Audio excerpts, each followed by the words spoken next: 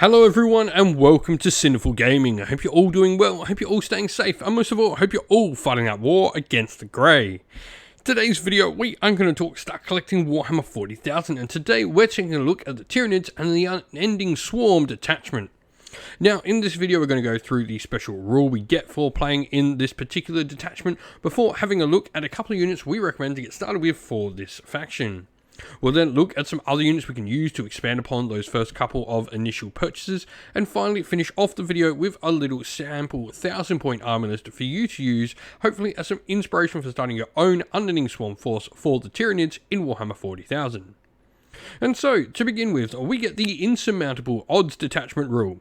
Each time an enemy unit is selected to shoot, after that unit has finished making its attacks, if one or more models from one or more endless multitude units from your army were destroyed as a result of these attacks, each such unit can make a surge move.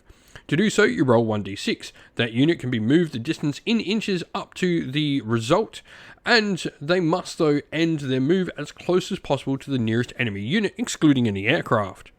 When doing so, those models can be moved within engagement range of enemy units, and a unit cannot make this move, however, if they are battle shocked.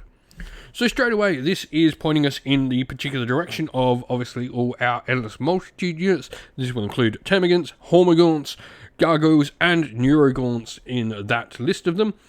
So generally, this is going to be the Tyranid force that has, a lot of bodies on the table. This is the Horde Tyranid detachment. Today's video is brought to you by Gap Games, a fantastic retailer in Australia for a variety of different miniature war games. If you'd like to help support the channel, we have an affiliate link where by clicking on and purchasing, you'll help support the channel, but you'll also help support Gap Games, which is a fantastic servant to the community. And so, looking at where to begin, I think the perfect character to lead this force is the Tervagon. Now, the Tervagon is a big monster, so which may seem a little bit weird that we're including a big monster in a Tyranid force, but if you're not familiar with what the Tervagon does, it effectively is like a brood mother for the army. Now, it has Spawn Termagant's rule, where in your command phase you can select a friendly Termagant unit within 6 inch and return D3 plus 3 destroyed models to that unit, and you can't select multiple of the same Termagant unit to be affected by multiple different Tervagons, though you could have multiple Tervagons affecting multiple different units of Termagants.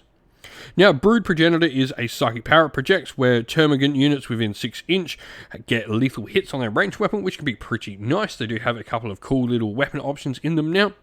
And you've also got your Massive Crushing Claws in melee for some decent strength 12 AP -3 damage d6 +1 attacks, though you can also have your Massive Siphoning Talons as well for strike or sweep profile if that's what you want to go with. And you've also got your Stinger Salvo, which is, a decent little range profile, nothing too great, but it's going to be there. Now, Termagants themselves are pretty much your basic Gaunt unit. They have a small light arms fire.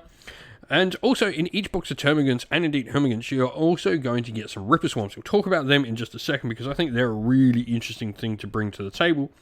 But Termagants, they are going to have the options of 3 main different weapons, either Flesh Borers, which are an assault weapon, or they can go to Termagant Spine Fist, where they gain Twin-Linked Assault and Pistol, or the Termagant Devourer, which has a couple of shots instead of just the one out of the Flesh Borer assault weapon.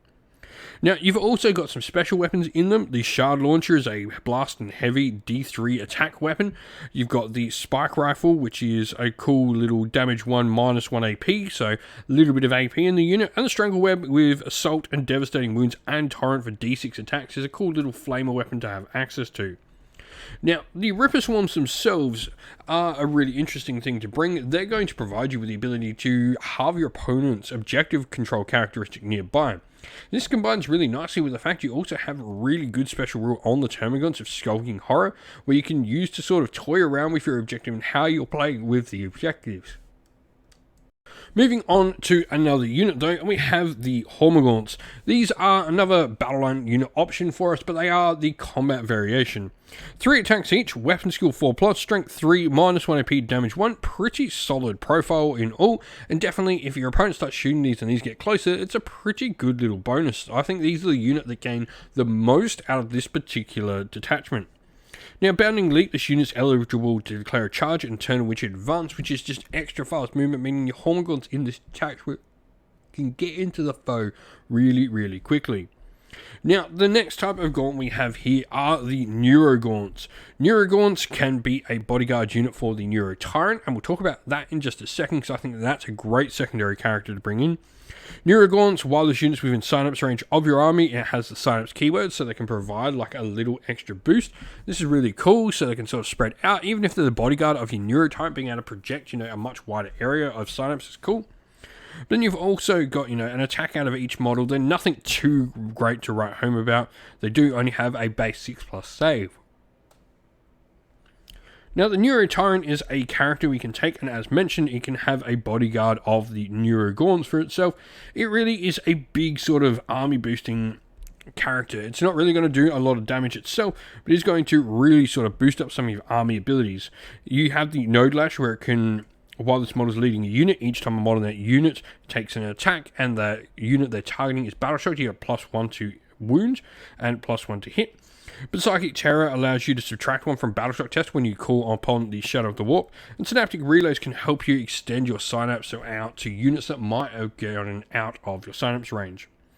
Now, other than that, the last Endless Multitude unit we have are the Gargoyles. They're a flying unit, and they have the Deep Strike ability, which is something they really bring to the table. Being able to, have a nice reserve unit is always a good thing, especially for like a large horde army. Having something that can come in from reserve and not be on the table is generally not something all too common. Winged Swarm is some extra movement after they shoot as well, and they are equipped with Flesh Borers, so some nice Strength 5 assault weapons. Lastly, I'm going to talk about the Venom Thropes. I think these are a fantastic little buff piece, or rather protection piece, to bring into your force. While friendly Tyranid units are within range of them, which is 6 inch, they'll get the benefits of cover, and they also get stealth as well if they're not a monster. And so here we have our sample army list. Now, obviously, Unending Swarm, and we are a perfect 1,000 points on this list as well. Now, we haven't gone for taking any of the enhancements to the force. I think the bodies are just always the better way to go. We do have the Neuro Tyrant, who's going to be our Warlord, and the Tervigon there as well. Now, for battle line, we have a unit of 10 Gargoyles. Really, if you are going to take these for like the deep strike maneuverability utility for them, you definitely don't want to take them in units at 20. They become really hard to get down on the table and easy for your opponent to zone out. We then have a unit of 20 Hormagaunts, and then have 2 units of 20 Termagaunts as well, with all of their special weapons in there. And then the other data sheet wise, we have some Neurogaunts, a unit of 22, because they would have the 2 Neurogaunt node beasts in them. These are going to provide, some extra wounds for that Neuro Tyrant. You could indeed split this into 2 units of 11 if you want to. We then have 2 Ripper Swarms. These are just great to throw in your lines. Your opponent can attack them and sort of have to spend damage on them, but if your opponent doesn't, they can be really little pains. And then 2 units of 3 Venom Thropes as well to round out the force and give us some nice protection, especially in early doors turns. With that said though, if you've got some ideas on your own horde force of the Tyranids for the Unending Swarm, love to hear from you down in the comments below. And so that is the end of the video. We hope you all enjoyed it. If you did, please don't forget to leave a like, comment, share, and subscribe to the channel. If you'd like to come chat more with me and other members of our great little community we have here at Sinful Gaming, we have a Discord server, which is linked down in the video's description. Also linked down in the video's description are the best ways to help support the channel, be that via Patreon or YouTube members, or by grabbing yourself some merch, whether that's stickers, t-shirt, mugs, or anything from our Teespring store as well, or by using our affiliate links, which are also linked down in the description as well, that go a long way to helping support the channel. As a special thank you to all our Patreons and YouTube members, we'd like to give you all a shout out. So thank you to Andy C, Grimskull, Colorblind Magic, Iron Grinch, Benjamin Swallows, James Cater, Mark Harvey, Domir, Average Wargamer, JJ Austrian, Cure Dynamic, Andrew Bowen, Alderin Shot First, Kendall, Soren, Green Roots Gaming, Ronya, Lockloric, The Johnny84, Broken Chef, Ariana Edwards, Monty Stabletop Terrain, James Tillman, Disco, John Castle, and Gargamel196. Thank you all so much for helping support the channel. It means the absolute world to us. Please do not forget to like, comment, share, and subscribe. Once again, everyone, stay safe, stay well, and most of all, keep fighting that war against the grey. Ciao for now.